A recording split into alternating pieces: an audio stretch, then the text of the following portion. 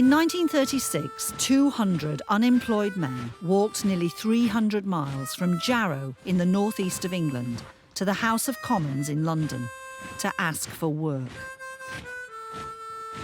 It became known as the Jarrow March, or Crusade, one of the defining moments in British history. My name's Sophie, and I've just taken my GCSEs at Jarrow School. But believe it or not, I hadn't even heard of the Jarrow March until around about 2 weeks ago. So I'm really eager to find out a bit more about it and understand why it happened. Jarrow, which sits on the south bank of the River Tyne, grew from being a coal mining village to a shipbuilding town. By the 1890s, it was booming, attracting migrants from Scotland and Ireland.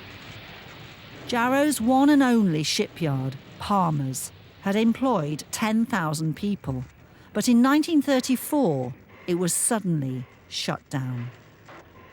Sophie wants to know why Palmer's was closed and is looking for answers in the Tyne and Wear archives with historian Matt Perry. Is there anything that you could tell us in regards to when they closed the shipyards? The big shipbuilders formed an organisation called the National Shipbuilding Securities Limited, run by Sir James Lithgow. His idea was to close down and demolish bits of industry in order to allow what's left to thrive. So you restrict output to get prices up, so you're playing the market. And one of the yards that they decided to close was Palmer's. So it wasn't that Palmer's was out of date or couldn't produce ships anymore. It was purely from the point of view of this policy of restricting output. Not only did the shipbuilding cartel close Palmer's, sealing Jarrow's fate, they decreed that ships could not be built in Jarrow for another 40 years. Ellen Wilkinson, Jarrow's Labour MP, backed a plan to open a steelworks on the shipyard site, which was blocked by the steel industry. She accused politicians, bankers and businessmen of murdering the town. With 1 in 2 people now unemployed in Jarrow and a child mortality rate twice the national average, the Conservative government commissioned a report on the consequences. So, Palmer's Yard at Jarrow provides the most complete and tragic picture of the series of events that have led to this investigation. Prolonged unemployment is destroying the confidence and self-respect of a large part of the population. Their fitness for work is being steadily lost, and the anxiety of living always upon a bare minimum without any margin of resources or any hope of improvement is slowly sapping their nervous strength and their powers of resistance. So that means that the government knew how bad things were, yeah, yet they still did nothing when the people from Jarrow marched. Yeah, that's true.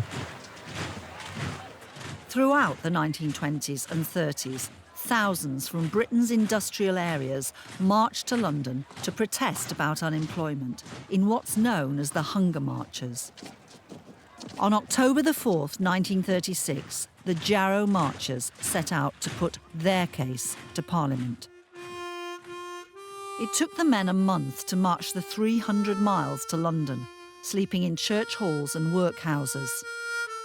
Regular meals along the way led to many of them gaining weight after prolonged periods of malnutrition.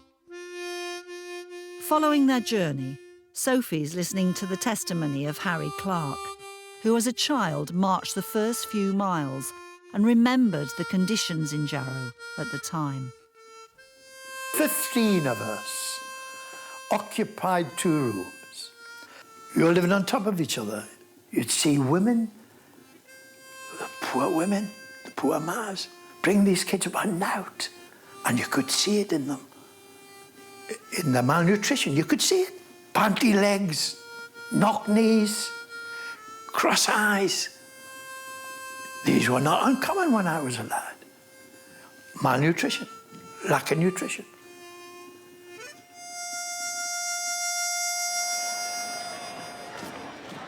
The marchers wanted to present their petition with its 11,000 signatures in person to the government, but the authorities had other ideas. Sophie's discovered from police reports in the National Archives that the marchers were sent on a riverboat trip to Tower Bridge whilst the petition was presented to Parliament behind their backs.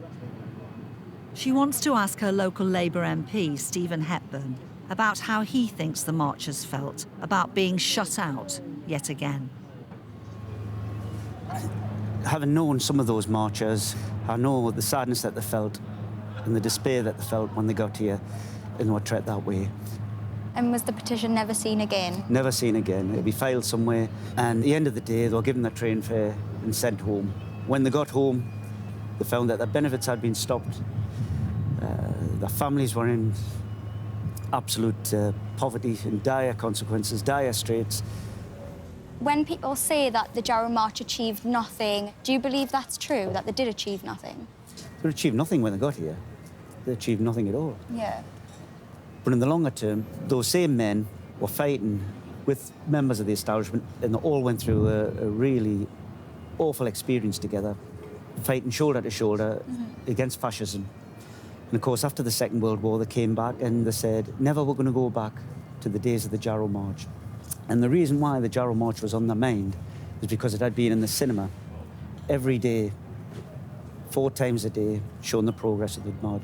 So the Jarrow March symbolises poverty, struggle, despair. And that's why we've got a landslide Labour government, that's why we've got the welfare state, and that's all thanks to people like the Jarrow Marchers who put it in those people's minds that would never want to go back those days in the 30s. Sophie's meeting Emma Hardy, a curator at the Jeffrey Museum in East London. She wants to hear Sophie's reaction to a painting of the march. Well, obviously these are quite upper-class people by the way that the woman's sort of dressed and the stuff that you can sort of see around them. Like, these look like expensive sort of glassware, crystal things. But the way that they're sort of... He doesn't look bothered at all.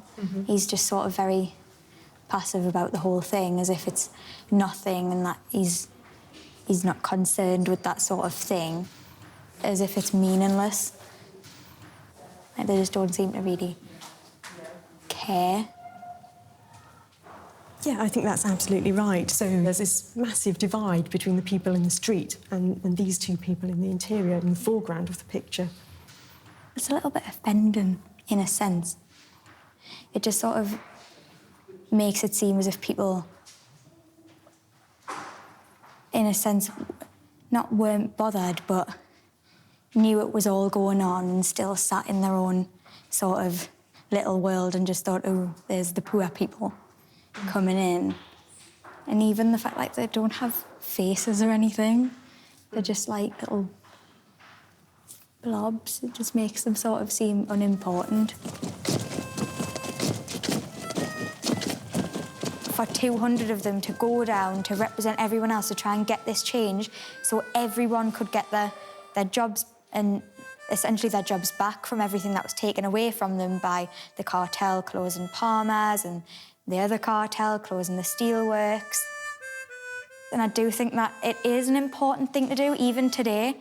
People should use their voice through protest. They should. It did make us feel a little bit ashamed that I hadn't looked into it or hadn't even heard of it. It made us feel a bit ashamed. But you've made up for it, so. Yeah, I have. I've made up for it.